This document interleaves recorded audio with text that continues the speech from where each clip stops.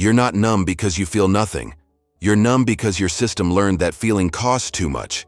And the scariest part is that numbness can start to feel like your personality, not a phase, not a symptom, a name tag.